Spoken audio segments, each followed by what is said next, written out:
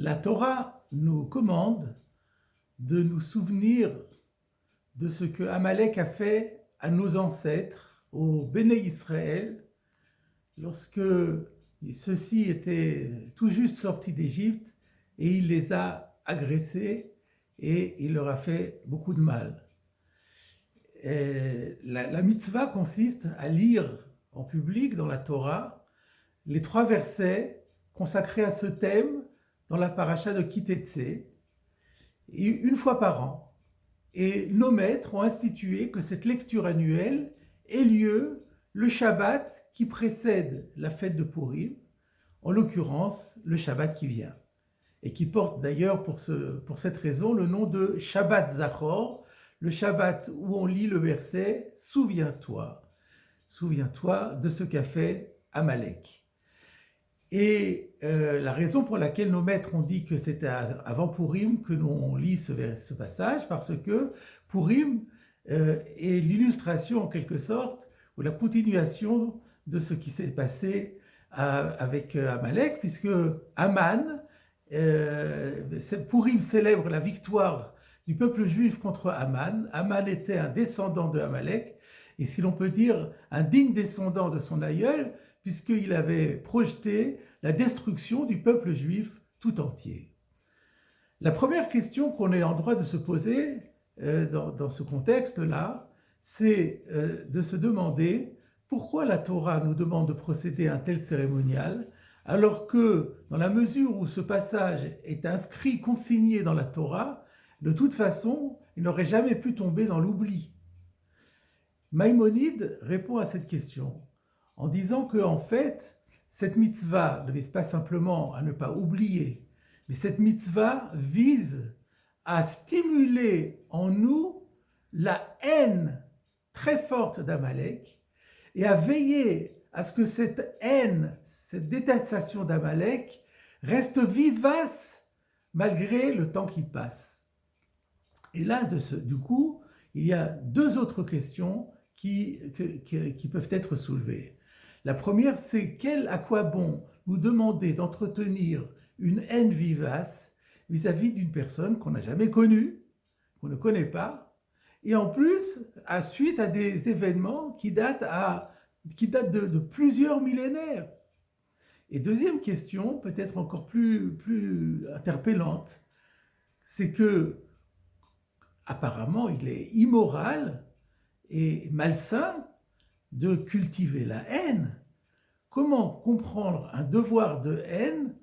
Comment un devoir de haine est-il compatible avec la Torah, qui est une Torah d'amour et dont les proverbes disent, c'est bien connu, de Rachea d'Achenoam, que les voies de la Torah sont des voies de douceur, ces sentiers sont des sentiers de paix.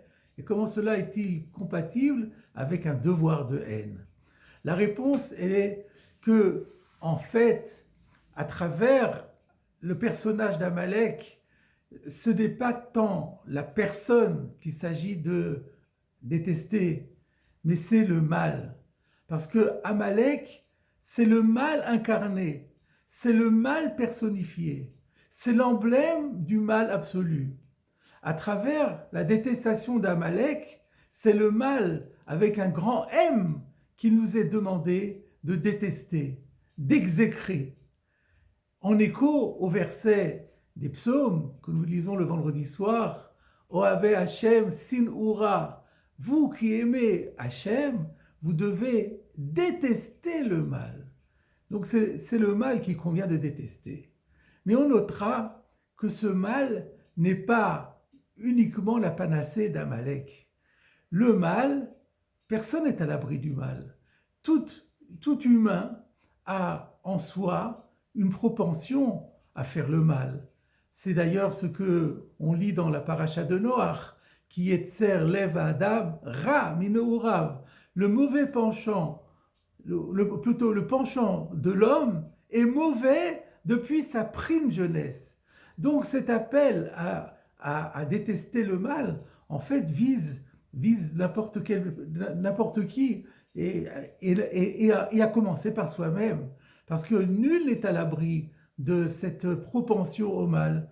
Et donc lorsqu'on se souvient Amalek est simplement une illustration des extrémités auxquelles peut conduire le mal si on ne le combat pas. Mais donc cette mitzvah est un appel à combattre le mal et avant tout à combattre la tendance, la propension à faire le mal que nous avons chacun au sein de nous-mêmes. Mais le Midrash va encore plus loin. Nous savons tous, nous connaissons cette tradition midrashique qui fait remarquer que dans la paracha de Béchalar, que nous lisons d'ailleurs, que nous relirons à Purim, eh bien, la venue d'Amalek est juxtaposée immédiatement avec le reproche qui est fait par la Torah à Israël, qui avait dit juste auparavant, qui avait douté de Dieu, qui avait douté de la providence, en disant « Mais est-ce que Dieu est vraiment parmi nous ?» Et c'est juste après qu'est venu Amalek, en quelque sorte, que si Dieu avait autorisé l'intervention d'Amalek, c'était une sorte de châtiment pour punir Israël d'avoir eu l'insolence de se demander si Dieu intervenait dans le monde après tous les miracles dont Israël avait bénéficié depuis le temps où ils étaient en Égypte et avec la sortie d'Égypte.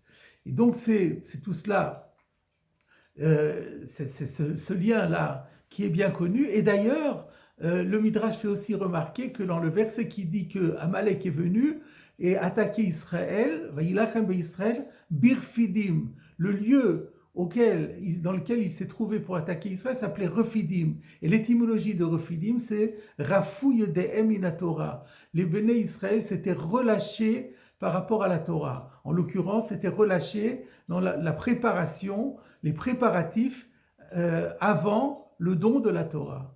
Et lorsque Israël se relâche, alors il peut craindre la survenue d'Amalek.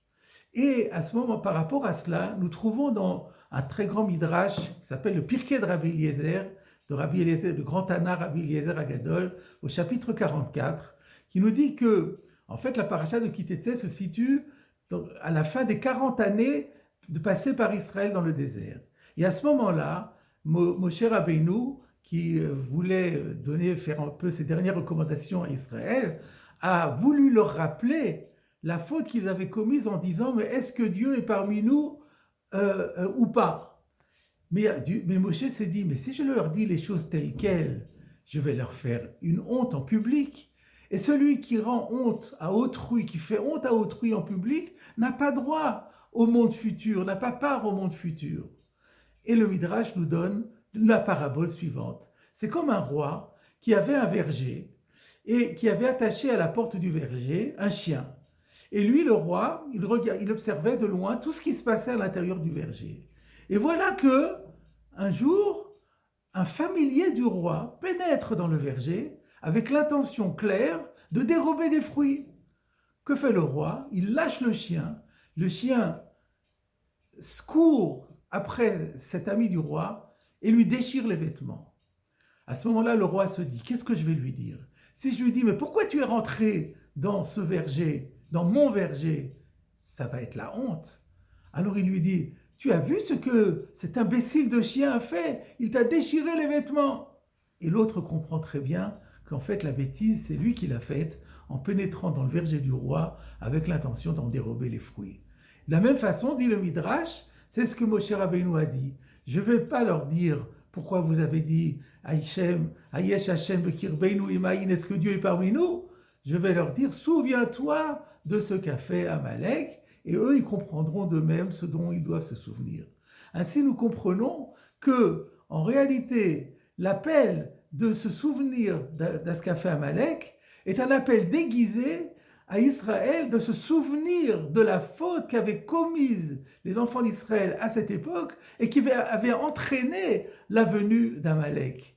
Et donc, en quelque sorte, c'est comme s'il fallait comprendre à travers les lignes, souviens-toi de ce que tu as fait Amalek, mais souviens-toi encore plus de ce que toi tu avais fait et qui a entraîné la venue d'Amalek. Ainsi, nous comprenons que la mitzvah de Amalek, la mitzvah de se souvenir d'Amalek, c'est pas simplement d'exécrer le mal d'une manière générale, mais c'est essentiellement de vérifier qu'on n'a pas soi-même, ou de combattre les tendances qu'on peut avoir en soi de commettre le mal, et si on a effectivement commis des fautes, eh bien, de décider de les corriger. Eh bien, voilà, mes chers amis, la leçon de ce mitzvah qui vient avant Purim, à la manière c'est pour ça que juste après vient Purim, qui nous rappelle que les Béné Israël eux-mêmes ont fait à l'époque un véritable retour à Dieu, et comme nous l'avons expliqué la semaine dernière, ont décidé d'accepter la loi orale de tout cœur et avec enthousiasme. Le mois de Hadar est le mois de la joie, mais nous comprenons aussi que c'est le mois de l'introspection, c'est le mois de la remise en question, et c'est le mois des bonnes résolutions. Prenons des bonnes résolutions, corrigeons tous nos défauts, petits ou grands, et nous fêterons Purim dans la joie.